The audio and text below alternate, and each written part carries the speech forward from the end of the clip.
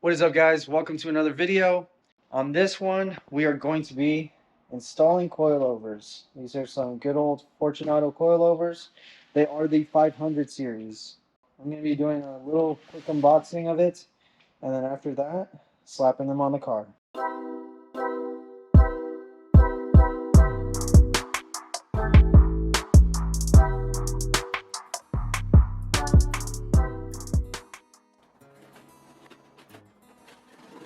So I got these coilovers over at Fitment Industries.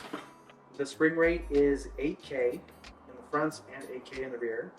It comes with these tools that you'll need for the install. This is actually really good quality. It's got like a brushed finish on top for the green. This is the 500 series. I don't know much about coilovers. I know that it was either between these or BC Racing. I went with Fortune Auto because I like the idea of having Fortune Autos. Plus, they have this really cool thing to where if you want to upgrade your suspension, you literally get this, the 500 series, and then from this point on, you can keep upgrading the suspension. So you just send it out to them and they do fancy stuff with it, and they keep giving you more and more of what you want. Now on to the lid. After doing a little bit of research, it turns out that you do have to preload these. It doesn't look like there's any kind of wiggle room or play in the spring. So right now, as it's measured, this is going to be for the fronts and the rears. It's all going to be the same. Fortune Auto recommends that you preload them 1/4 inch. Right here, it measures out to 7 inches. So we're going to go down to 6 3/4. So this does have an Allen key to fasten that locking mechanism. That's actually kind of a nice feature. Not all coilovers have that. This Allen key loosened.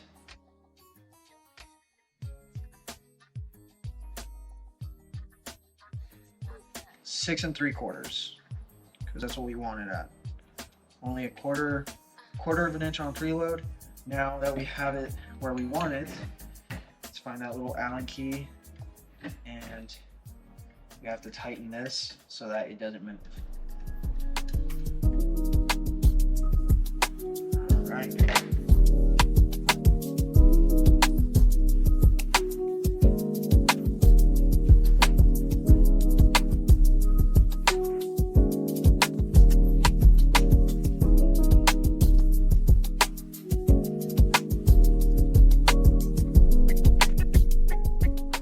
This is how the car sits stock. We're definitely gonna get rid of this wheel gap. This thing rides higher than a freaking Camry, I swear. Yep, tons of wheel gap. So, all that's going away once we slap these bad boys on. So weird how lowering a vehicle and adding wheels to it, just night and day difference.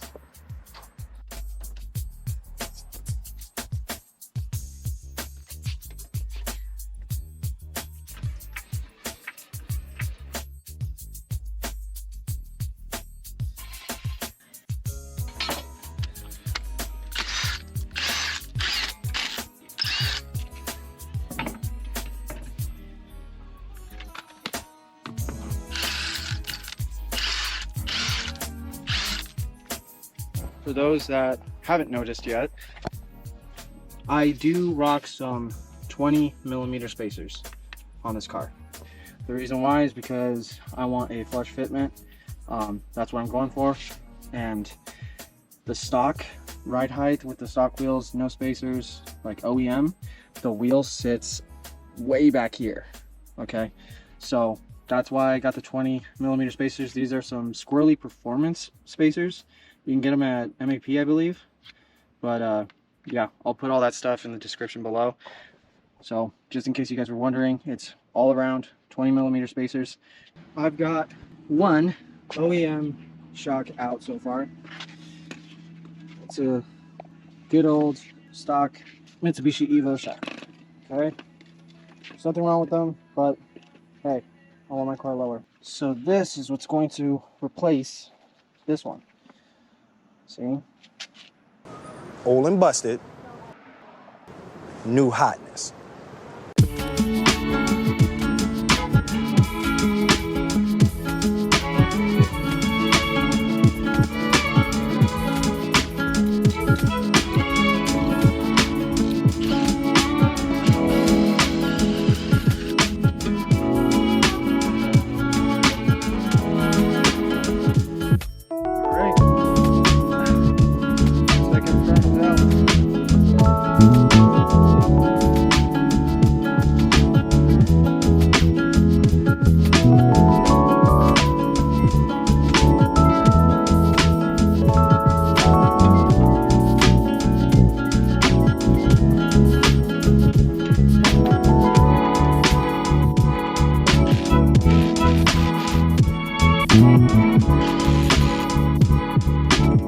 So these were really easy. I'm hoping that the rears are easier, but who knows? I know that this lining has to get removed in order for me to access the rears. So I guess that's the next step. And then we can get rid of these things.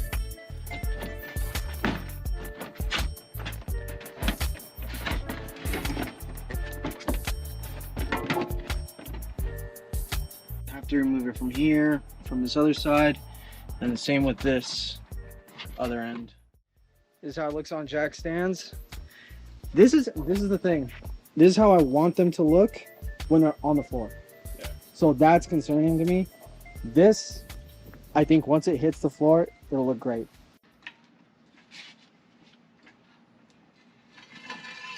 One jack's out.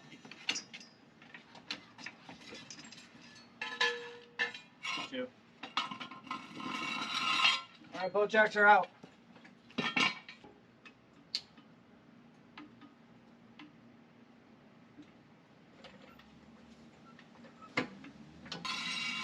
All right, 1, 2, 3,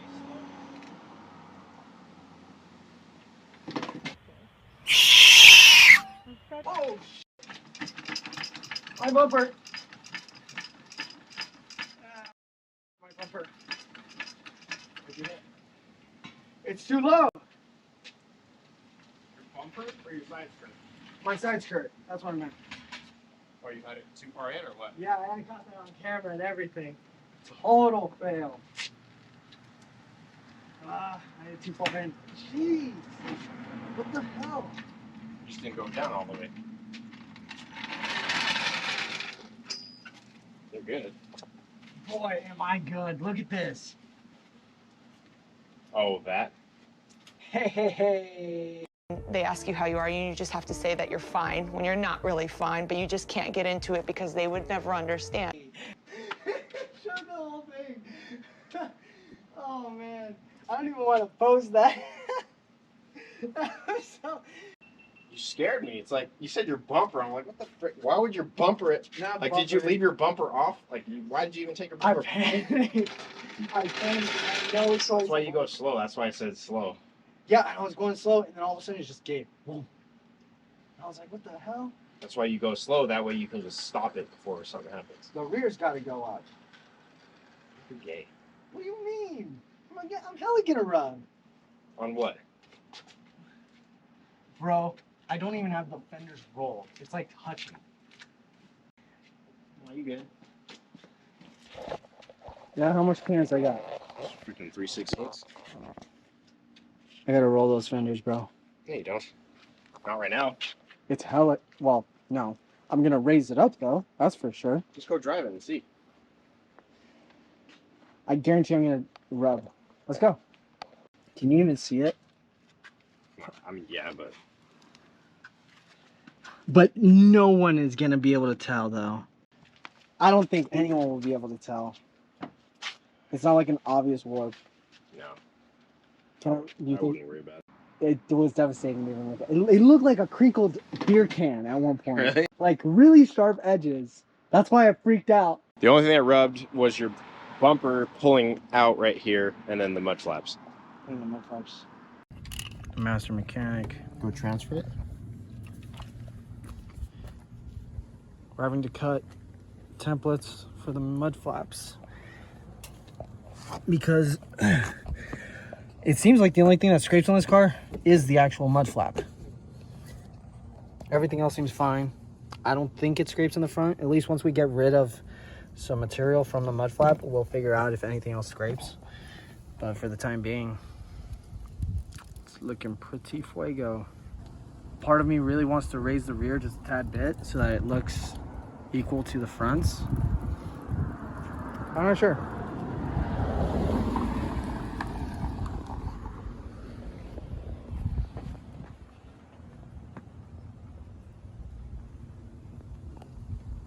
We gangster now.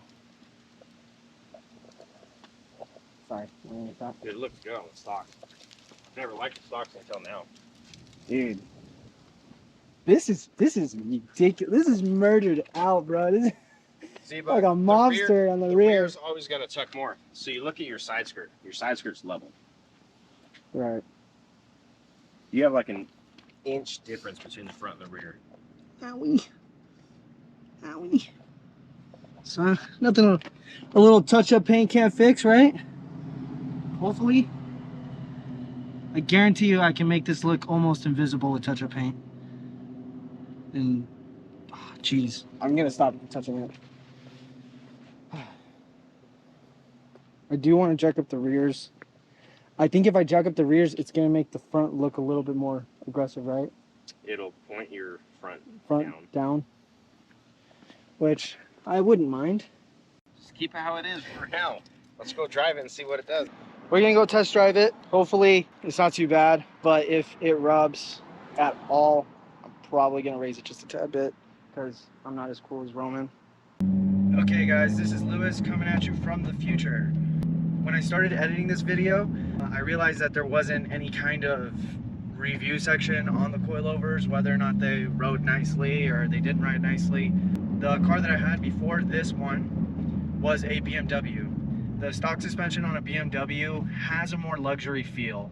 So jumping from a luxury car into a more raw feeling sports car, I can tell you that I did see the difference when it came to the suspension.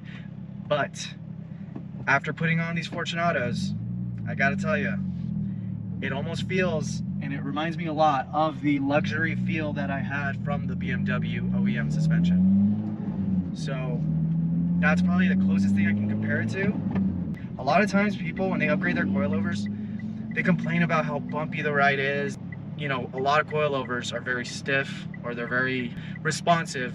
On a racetrack, you want that. You want that kind of like stiffness and that you want to feel every nook and cranny because that's how race cars work. But in a daily, you don't want to feel that. This car with this coilover setup, right away, it doesn't feel like that. It's a very smooth ride. It's perfect for a daily setup. As far as the actual coilovers go, they do exactly what you want them to do, but with a little bit of class. That's like the best way I can describe these coilovers. Now I did have to raise up the rears just a tad bit. The reason why is because I wanted a flush fitment. I didn't want a tucked fitment. And on top of that, when it was tucked, I went ahead and did a couple, you know, third gear pulls, and I really felt the chassis just vibrate. It like something was rubbing. Couldn't quite figure out what exactly was rubbing, but it didn't feel right. So I went ahead and I raised it, got an alignment and everything. I got an alignment twice. I got an alignment when it was tucked, still felt really shaky when I was wide open throttle. And then I went ahead and I raised it, then got another alignment, and it fixed the issue. So I like the flush fitment. I think it's a lot better. So here's where I'm gonna throw in some B-roll just so you can see like the height and how much I actually raised it. I'm really happy with the fitment now. Hope you guys enjoy.